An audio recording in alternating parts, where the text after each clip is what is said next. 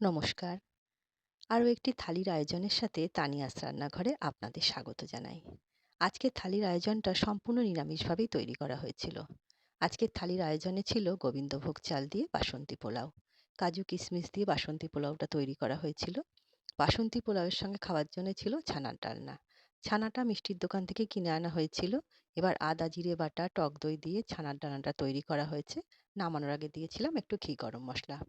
আর করা হয়েছিল নিরামিষ করে আলুর দম।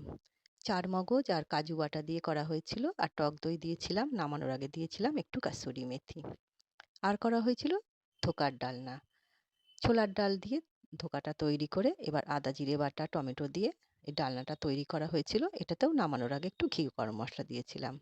শেষ পাতে খাওয়ার জন্য রেখেছিলাম টমেটোর চাটনি। এই চাটনিটার মধ্যে আমসত্ত্ব, খেজুরও দেওয়া আছে, আর কাজু কিশমিশ দিয়েও তৈরি করেছি।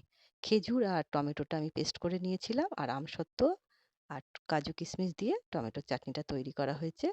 চাটনির সাথে খাওয়ার জন্য ছিল পাঁপড় ভাজা রেখেছিলাম, আর রেখেছিলাম একটা রসগোল্লা। আর ১ গ্লাস জল তো আছেই। আজকের এই ছোট্ট আয়োজন আপনাদের কেমন লাগলো ছোট্ট একটা কমেন্ট করে অবশ্যই জানাবেন। আজ তবে এই পর্যন্তই। দেখা হবে পরের একটি নতুন রেসিপির সাথে। সবাই সুস্থ থাকবেন, ভালো থাকবেন।